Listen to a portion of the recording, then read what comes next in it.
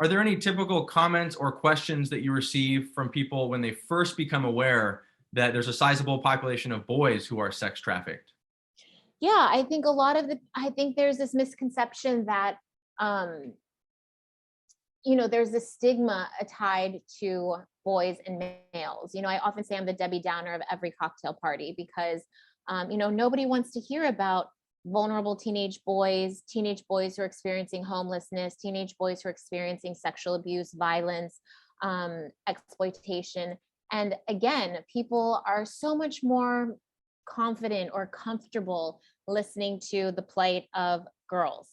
And so I think it's whether I often associate it because we have this kind of mindset where it's this vulnerable girl and everyone wants to be a savior in some form or another.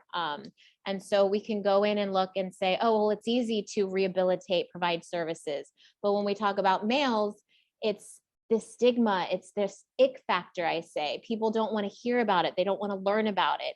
And until we can remove that bias, it becomes really hard to fundraise, to get people to care, to get people to understand. And so what's hard for advocates like myself is we're constantly getting this pushback of, well, boys, should just pull themselves up by their bootstraps. They should just be stronger. They are capable. Why don't they just push off the perpetrator? Why don't they just defend themselves? And so we get this constant laundry list of excuses as to why it's impossible for boys to be on the receiving end of exploitation. And even through our research, we've seen that boys can sometimes be even more susceptible to abuse because they're so invisible, because they're so marginalized, and because they're so absent in the conversation. And so that's one thing that we've also been really steadily trying to push in our advocacy work and our social media content to make the point that boys matter too. I could see how it would be psychologically discomforting to people when they have that paradigm of males as protector and responsible for protecting others, and then females as not responsible for protecting others, but responsible for being protected. And Right. then it's that, yeah, it's just that like that's psychologically uncomfortable to think about. I don't really want to go there. Yeah, it's really interesting. We have this kind of collective block, is what I think of it as, that we just don't want to talk about that. And when we have that collective block, it prevents boys and men from disclosing, from sharing, from feeling like they have a safe place to really share what's happened to them. I can't tell you how many men have come to me and have been so open about the abuse they've experienced or the exploitation they've experienced, or at the hands of family members or even online perpetrators. And I just want them to know that there's no judgment either from myself or from Urban Light, that it's a safe place. But even with that disclaimer, it's so hard for our boys to open up and for these men to feel like it's okay and that there's going to be no judgment. And I can see why. I mean, recently I was in, I guess, pre-COVID. I was in India where I received the Mother Teresa Award, and it was myself and a handful of other incredible advocates, mostly from India, mostly working in the anti-trafficking space. And I had this kind of heartbreaking moment where I was speaking to another organization founder, and I had just stood up to give my speech and to share with a bunch of students about the issue that Urban Light was facing, the exploitation of boys. And this founder came up to me and she said, I just disagree with you.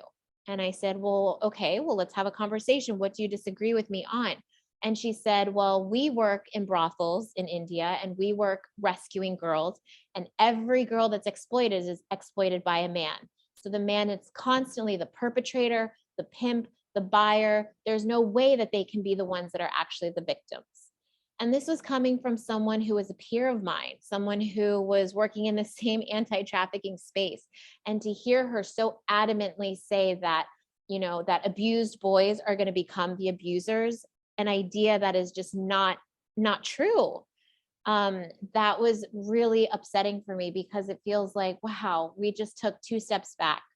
Here we are wanting to educate people and have them see the reality, and hear the stories of our boys, and yet people working within the space are still not convinced.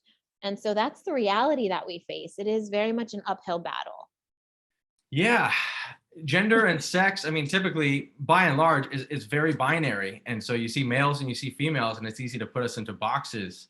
And so someone who's doing work in this space, like the woman from India that you talked about, over the years, I would imagine you just set up this idea of males as like this and females as like that. And it's so hard to overcome that. And so the prejudice can get pretty ingrained, and it takes a special kind of open-mindedness, and like constantly reminding yourself to be empathetic towards other groups that don't fit the characteristics of the group that you're used to empathizing with, in order to be someone Totally. who can work for 20 years focused on rescuing girls and then still pat you on the back, Alezandra, and say your work is so valuable. Exactly, Blair. And that's why, when I was reading your article on gender-based violence, I feel, I can absolutely relate with what you're saying, because, I feel like through that definition, through that terminology, we're just excluding and pointing fingers at the issue of abuse or sexual abuse or exploitation or domestic violence. Again, it's as though the woman is always going to be the victim and the male is always going to be the perpetrator. And I think, as you and I know, that's not necessarily the case. That's very much not the case. And if we continue to use that type of language, we're only limiting ourselves. And I think we see now, especially in the culture and in the climate we're living in right now, language is so key. I think it's just really important that we get the language right. And I think that was a big part of why I had to flee Thailand, is because of language. So for example, I was using the United Nations definition of trafficking and exploitation, whereas Thailand had created their own internal country definition of trafficking and exploitation. And within the Thai version, street living youth, street living boys were not included. So they were excluded from the numbers.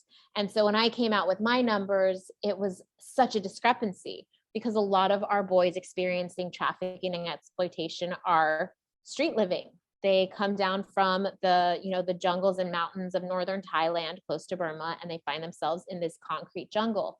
So that was my first kind of severe experience with the importance of how we speak and how we're defining things, because a simple definition used by two people in different ways can have detrimental impacts. And so I really got a lot from your article, and it gave me a lot to think about. And yeah, I really just appreciate the language you used, and how just it was really, really well written. So thank you for that. Thank you so much.